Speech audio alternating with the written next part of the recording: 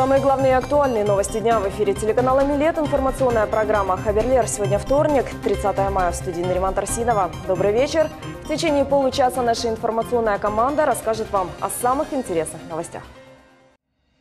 11 человек погибли и более 50 пострадали в результате стихийного бедствия в Москве. Как обезопасить себя от клещей и что делать в случае укуса? Крымский водитель вошел в тройку призеров чемпионата World Skills Russia. Мероприятие «Желтый батискаф» стало настоящим праздником спорта и здорового образа жизни. 11 человек погибли и более 50 пострадали в результате стихийного бедствия в Москве. Из-за мощного урагана с ливнем и грозой в столичном регионе сотни поваленных деревьев, разбитые машины, сбои в движении общественного транспорта. Порывы ветра достигали 16 метров в секунду. По прогнозу МЧС, во время непогоды возможны ЧП от повреждения ЛЭП до поваленных деревьев и рекламных конструкций, а также ДТП. Пресс-служба Департамента здравоохранения сообщает, что больные поступают в московские медицинские организации. Медицинская помощь оказывается немедленно и в полном объеме.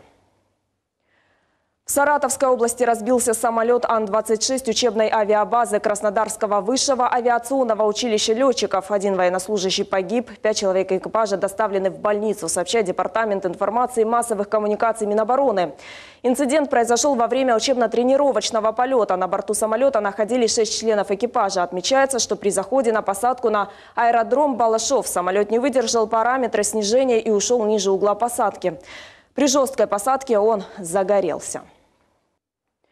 В этом году в Крыму официально откроется около 500 пляжей. Об этом в ходе очередного заседания Совета министров в Судаке сообщил заместитель министра курортов и туризма Игорь Котляр. Также обсудили экономическое развитие региона, особенности сельского хозяйства, состояние судакских пляжей и предстоящий курортный сезон. Глава Крыма Сергей Аксенов, подводя итоги выездного заседания, отметил, что Судак может стать центром притяжения для туристов. Он считает, что природные условия и созданная курортная инфраструктура региона смогут привлечь не только туристов, предпочитающих традиционный пляжный отдых, но и любителей экстремальных развлечений. Чистота есть.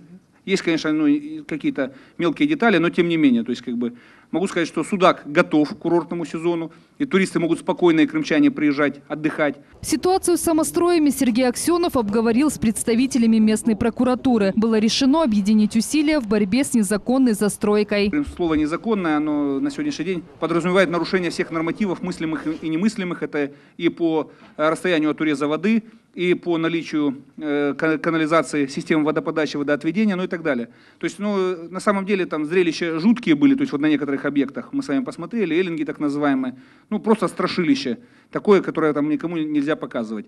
Заместитель министра курортов и туризма Игорь Котляр во время своего доклада заявил, что число общедоступных пляжей на территории полуострова в этом году будет больше за счет увеличения общего числа пляжей. При этом число закрытых останется прежним. В категории закрытых пляжей относятся в частности детские лечебные пляжи. В Судаке будет функционировать 27 пляжей, из них 3 пляжа детских и 3 пляжа лечебных. Таким образом, мы понимаем, что 21 пляж – это пляж с общедоступных пляжа, и никаких ограничений на этот 21 пляж быть не должно. Стоит отметить, что в прошлом году в Крыму работало 367 пляжей, а в этом официально откроется около 500. Также в ходе выездного заседания глава Крыма Сергей Аксенов сегодня посетил будущий модульный спортивный зал. Стоит отметить, что он строится в рамках проекта «Спортзал в каждый населенный пункт». Программа реализуется при поддержке депутата Госдумы Руслана Бальбека и олимпийского чемпиона Рустема Казакова. Председатель Госсовета Владимир Константинов подчеркнул значимость данного проекта. Первый пилотный проект, если он будет успешен, а я в этом абсолютно убежден, это модульный спортивный зал комплексный, где несколько видов спорта будет представлено и разовьет федерация на местах. Мы можем эту программу развития спорта по регионам Крыма представить на ближайшие 10 лет. Поэтому они первые, кто добежал с экспертизы до проекта. И, конечно, я хотел бы, чтобы было поручение министру спорта, так сказать, изыскать возможности этот проект все-таки толкать.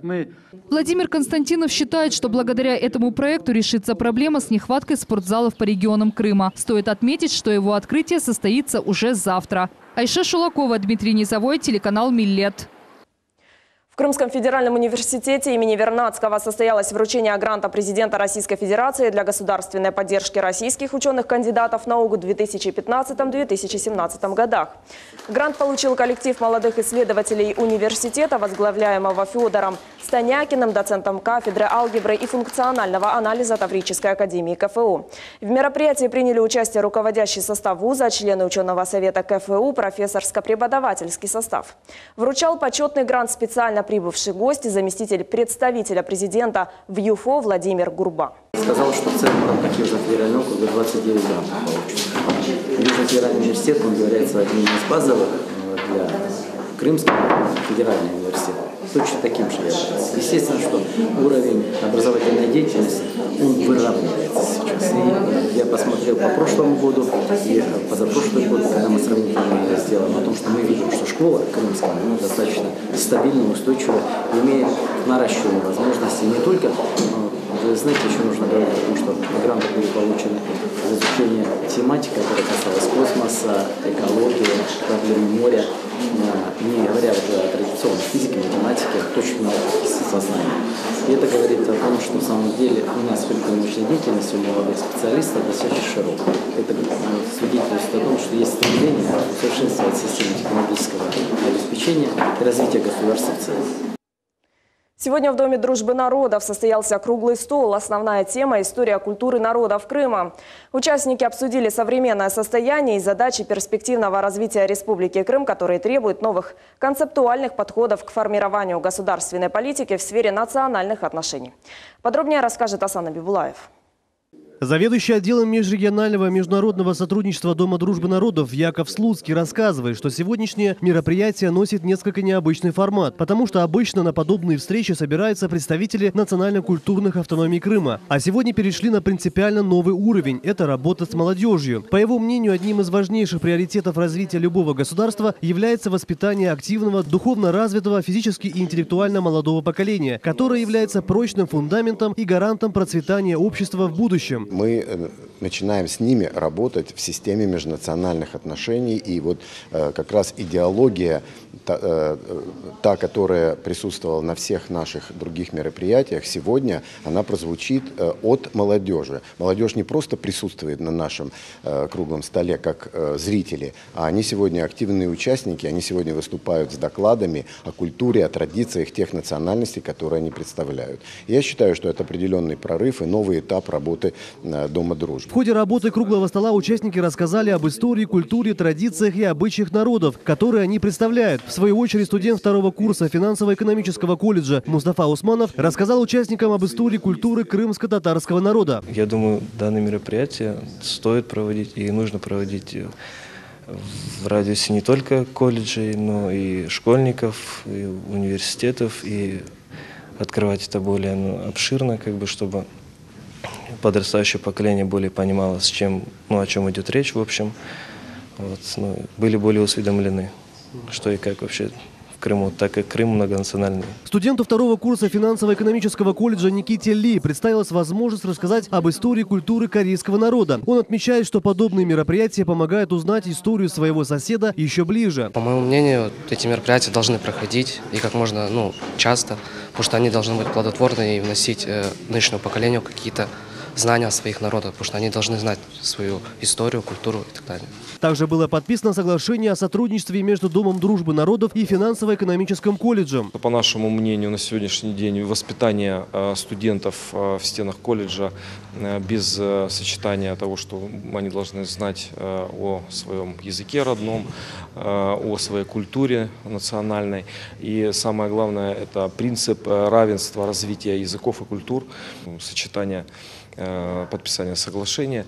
Колледжи как раз лучше сформирует на сегодняшний день современного специалиста. Целью данного мероприятия являлось формирование у молодежи чувства национального достоинства граждан, взаимного уважения традиций и обычаев народов Республики Крым. Участники считают, что это новый прорыв и этап в работе Дома дружбы народов. Асан Абибулаев, Всеволод Матросов, телеканал Милет.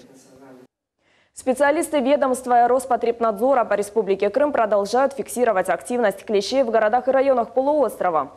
С начала года в лечебно-профилактические организации по поводу присасывания клещей обратилось более 1500 человек, в том числе 828 детей. Как обезопасить себя от клещей и что делать в случае укуса? Об этом подробнее расскажет наш корреспондент Султания Ситакаева. За истекший период против клещевого вирусного энцефалита привито более 1000 граждан, относящихся к контингенту группы риска. Установлено, что большая часть населения пострадала от укуса клещей при посещении горнолесной предгорной зоны парков, скверов Крыма, что свидетельствует о расширении ареала распространения клещей на территории полуострова. Мы наблюдаем большое количество пострадавших в горнолесной местности. То есть это ЮБК, это Алушта, Ялта, предгорная часть Крыма. В основном, как понятно, что это лесная зона, больше посещают лес, лесные массивы, и поэтому, естественно, и пострадавших больше оттуда. В основном клещ нападает на свою жертву, сидя на траве или невысоко на ветках деревьев и кустарников, реже с земли. Чтобы избежать укуса клеща, нужно соблюдать простые правила. Первое – это носить соответствующую одежду. Она должна быть однотонная, светлая, чтобы было видно, что ползет клещ, чтобы его своевременно удалить. Да? Это должны быть вещи, которые плотно прилегать к телу человека. Это манжеты на рубашке. Заправлять нужно штаны в сапоги и в обувь. Естественно, пользоваться репеллентами, то есть это средства, которые отпугивают насекомых в целом и в клещей в частности. В любом случае, если вас укусил клещ, обязательно нужно обратиться в ближайший медпункт, независимо от того, прививались вы или нет. И чем раньше вы это сделаете, тем больше возможностей избежать серьезных последствий укуса клеща. Многие и сами знают элементарные способы предотвращения укусов клещей. Детство мое прошло в Сибири. Там нам каждый год школьникам ставили от энцефалита прививки под лопатку. Очень болезненные. И клещи нам часто нас кусали. А если клещ прицепился уже, если он только-только, можно и самому, конечно, или подсолнечным маслом, тройным одеколоном. А лучше обратиться к врачам, к специалистам, они сами это сделают. При советской власти самолеты летали и обрызгивали это постоянно. Так что не было проблемы ни клещей, ничего. Это надо регулярно уничтожать. Также в Роспотребнадзоре сообщили, что в Республике Крым проводятся акарицидные обработки на территориях муниципальных образований. Уже обработано более 300 гектаров площади, в том числе и в летних оздоровительных учреждениях. Султания Ситакаева, Рамазан Аливапов, телеканал Миллет. В преддверии Международного дня защиты детей в селе Молочное Сакского района состоялось показательное выступление спортсменов, направленное на популяризацию здорового образа жизни. Совсем недавно в школьном спортзале появился новый спортивный инвентарь. Теперь ребята могут тренироваться в комфортных условиях. Подробнее смотрите в следующем сюжете. Большое количество участников, среди которых были боксеры, борцы и спортсмены смешанных единоборств, продемонстрировали свои навыки, мастерство и высокую квалификацию. Приятный подарок от Министерства спорта Республики Крым в виде нового татами порадовал не только спортсменов, но и руководство школы села Молочное. Теперь у ребят появилась возможность полностью раскрыть свой спортивный потенциал, а о дискомфорте во время тренировок можно надолго забыть. Были показательные такие выступления. У нас в Сакском районе также очень развит спорт, администрация очень большое у нас выделяется и средства, и большое внимание для развития. Будем, конечно, проводить больше спортивных мероприятий, будем проводить, я думаю, тот же самый фитнес для мам, для пап, и также будем привлекать больше молодежи и будем способствовать и помогать в развитии спорта. Мероприятие украсила музыкальная программа, которая заставила улыбаться даже самых серьезных спортсменов. Бальные танцы, русские народные пляски и, конечно, зажигательная хайтарма отразили многонациональный Крым во всей своей красе. Мы на всех уровнях, как говорится, все делаем для того, чтобы спорт сегодня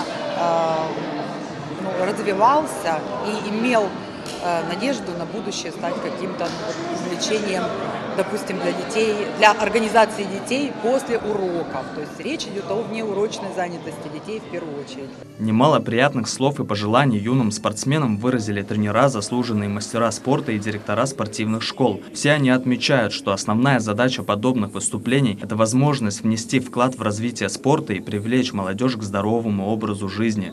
И благодаря совместными усилиями Министерства спорта, детской и юношеской спортивной школы номер 5, общеобразовательной школы села Молочного, школа получила данный ковер, и я надеюсь, что на этом ковре будут расти чемпионы и призеры Республики Крым и не только. Здесь очень великолепный тренинг Сейдалиев. Здесь будут дети и здесь будут чемпионы. И я больше чем уверен, что они будут защищать и первенца, и Республику Крым, и на всесоюзных Россию будут защищать.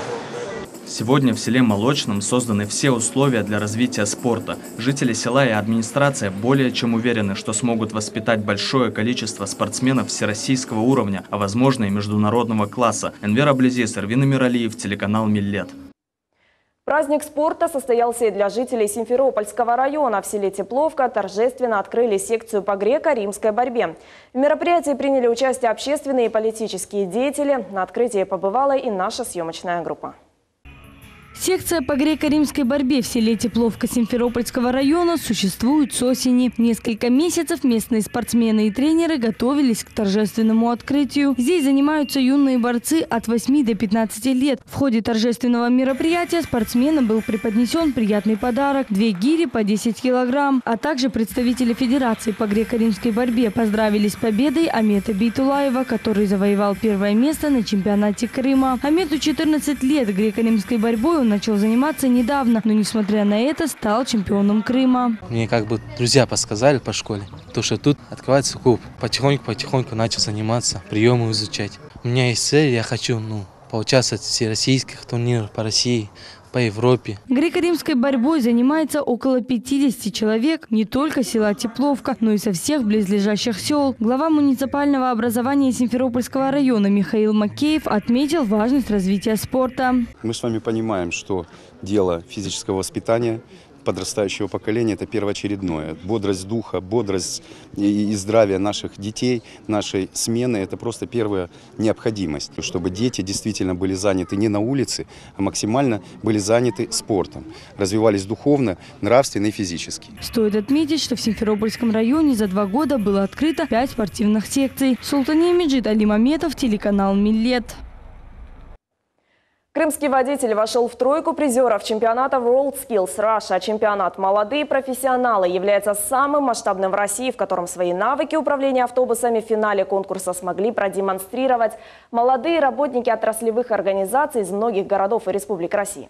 Обойдя более 1000 конкурсантов, наш соотечественник Февзи Османов занял призовое место. Подробнее смотрите в нашем следующем сюжете. В ходе конкурсных дней мастера продемонстрировали свои профессиональные навыки по 3 категориям и 4 дисциплинах, среди которых скоростное маневрирование и комфортное вождение, а также осуществление перевозок на городском и загородном маршрутах. На всероссийском конкурсе Крым представил Февзи Османов. Водителем он работает всего 3 года, осуществляет перевозки людей по различным маршрутам по Крыму. В конкурсе ему удалось занять почетное 3-е место в номинации «Водитель автобуса». Февзи рассказывает, по профессии он механик, но машинами увлекался с детства. Изначально мы знакомились с техникой. У нас было три автобуса малой вместимости, средней вместимости и большой вместимости. Мы сначала экстремальную езду ездили, а потом началась комфортная езда. Это то же самое экстремальная езда, только со стаканом воды в салоне, чтобы даже капля не пролилась. На конкурс ехались участники из Москвы, Санкт-Петербурга, Краснодарского края, Кировской и Рязанской областей. Участникам были предоставлены современные комфортабельные автобусы. Ильвис Османов, исполнительный директор компании перевозчиков, в которой работает Февзи Османов, услышав о таком мероприятии, предложил поучаствовать в Февзи. Решение принять участие в конкурсе пришло спонтанно, и такого результата не ожидали. На совещании, когда возник вопрос о кандидатуре, кто поедет на конкурс, я предложил сразу Февзи Ремзиевича. Мое предложение, в принципе, поддержали единогласно. 3-е место, в принципе, для первого раза, я думаю, это нормально. Я думаю, это не зря мы съездили. Я думаю, что на следующий год мы возьмем 1-е место. Цель проведения соревнований – совершенствование профессиональных знаний, повышение роли и популяризации профессии водителя общественного транспорта среди молодежи. Лилия Виджат, Фатиме Шальверова, Аким Бекиров, телеканал Миллет. Беспрецедентная гонка выживания по рецептам армейского спецназа вновь в Крыму. 1000 крымчан приняли участие в массовом забеге, продемонстрировав свою волю к победе и стремление стать лучшим. Гонка героев – уникальный проект, который проходит по всей России при поддержке Министерства обороны в самых разных городах. С прошлого года к экстрим-проекту присоединился и Крым. Как в этом году прошло масштабное спортивное шоу, знает наш корреспондент Нурия Азизова.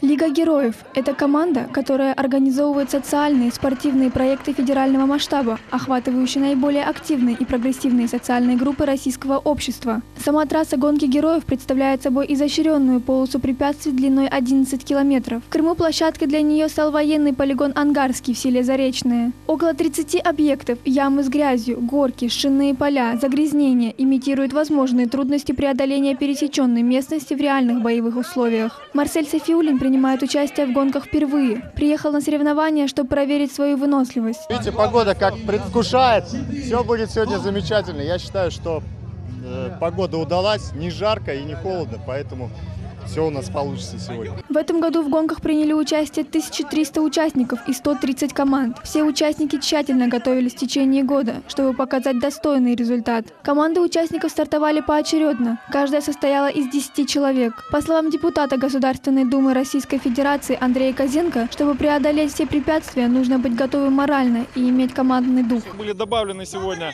на этой гонке героев у нас и препятствия дополнительные. Я думаю, будет много интересного. Ну, знаете, да, сложно, да, во многом кажется непреодолимо, но главное быть готовым морально к этому и командный дух. Поэтому вот вместе у ребят, я уверен, все получится. Я тоже хочу пройти, я сегодня в этот раз не бегу, обязательно побегу в июле, вот, но сегодня обязательно хочу посмотреть, как ребята преодолевают препятствия. Поэтому действительно это настоящий спортивный праздник, настоящий военно-патриотический праздник. Очень здорово, что вот у нас это вот общий федеральный масштаб, и к нему присоединился Крым. Сильнейшие команды из каждого города-участника получают возможность отправиться на финальный этап чемпионата, который пройдет в сентябре на подмосковном полигоне Алабина. Нурия Азизова, Алимек Айбулаева, Алишер Алимов, телеканал Миллет. Соревнования для любителей пляжного волейбола, дартса, фрисби, скандинавская ходьба, йога и многое другое. Все это было представлено в Саках на фестивале «Желтый батискаф». Мероприятие стало настоящим праздником спорта и здорового образа жизни. А еще участники получили заряд положительных эмоций на весь курортный сезон. С места событий наш корреспондент София Шукурова. Сейчас в городе Саки на пляже проходит фестиваль пляжных игр и водных видов спорта. Организаторы обещают, что этот фестиваль продемонстрирует все возможности семейного активного отдыха. Организатор фестиваля Александр Ракацил обратил внимание на то, что праздник проводится впервые. Фестиваль продемонстрирует возможности настоящего семейного активного отдыха за пределами пляжного полотенца. Более 16 видов спорта. Ожидаем гостей около 2-3 тысяч человек. В общем, на данный момент уже на территории 1500 человек, как бы люди подъезжают, смотрят. И нам очень нравится, что Сакский регион может себе позволить проведение таких фестивалей. Видите, солнце нам позволяет. И мы 45 лет лечили, а теперь еще и оздоравливаем и проводим фестивали активных образа жизни. Юлиана Колесникова, услышав о проведении фестиваля, приехала в Саки из Севастополя. Решила, что эти выходные посвятит тому, чтобы научиться плавать на каяках. А если в случае, если каякинг перевернулся, что сделать? В случае, если у вас произошел переворот. Из каяка вы вывалитесь самостоятельно, потому что вы ни к чему не пристегнуты. Да. Останется, если вы остались на воде, слить воду. Для этого к вам подходит инструктор. Вы просто держитесь в это время за каяк. Вас держит на воде спасательный жилет. Инструктор переворачивает, сливает из лодки воду, и уже потом вы вылезаете. Я сейчас отдельно покажу, как мы правильно будем вылезать на каяк. А Эдуард приехал в Крым из Москвы. Рассказывает, отдых в Саках ему нравится. Он с удовольствием принял участие в пляжном волейболе. Ребят, играйте на меня!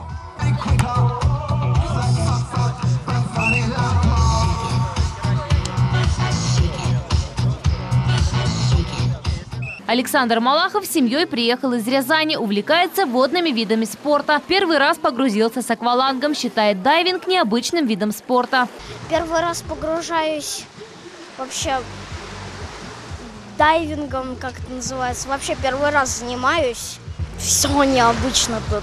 Если ты ныряешь без ничего, ты ничего не видишь. Я просто в бассейн хожу, и там все видно. Но в море вода соленая и свежая. Мне тут нравится. Всей семьей, муж и 2 детей. Нам очень нравится, весело. Ребенок с удовольствием ныряет с аквалангом. Старшая, кроме прогулки по саду, пока не нашла для себя занятия, но все очень весело. Как выяснилось, дайвинг увлек не только Александра, но и многих других. Работаете только ластами, медленно. Вдох, секунды 3-4-5, медленный такой. на 3-4 секунды задержали дыхание и плавно выдохнули. Соревнования на скорость и выполнение различных трюков на виндсерфинг при скольжении на волне. Этому виду спорта Олег Шестаков решил обучить всех желающих в Саках. Доска и парус. Погода сегодня очень комфортная для обучения, поскольку нет волны, ветер очень слабенький. Но люди готовы для обучения, я так думаю, желающих много. По доске надо все время переступать, да, искать нормальную позицию для того, чтобы развернуть парус. Парус наклоняясь в сторону носа, у тебя доска, ну вот сейчас ветра нет, да, но реально меняет курс. По словам министра курортов и туризма Республики Крым Сергея Стрельбицкого, на сегодняшний день в Крыму активно развивается туризм, а численность пляжей составляет около 500. До начала летнего сезона их посетили уже 750 тысяч туристов. Этот фестиваль, он и хочет показать вот то разнообразие услуг, которые можно оказывать на пляже. А еще одно направление, которое для нас очень важно, вы знаете, что у нас уже работает интерактивная карта, и в этой интерактивной карте пляжной есть разделы, тематические пляжи. Мы очень бы хотели, чтобы в Крыму больше было тематических пляжей. Детские, спортивные, я не знаю, развлекательные, фантастические, космические. Любые, которые бы способствовали тому, чтобы туристов еще больше приезжало в Крым, потому что наши пляжи лучше. Организаторы планируют сделать фестиваль традиционным и на следующий год провести его уже на майские праздники. София Шукурова, Сабрия Халиляева, Эдем Исмаилов, телеканал «Миллет». На сегодня это все новости. Завтра Хаберлер смотрите в привычное время 13:30. А я напоминаю, что все наши выпуски есть на официальном сайте trkmilet.ru, а также в социальных сетях ВКонтакте, Фейсбук и в Одноклассниках. Приятного вечера и всего доброго!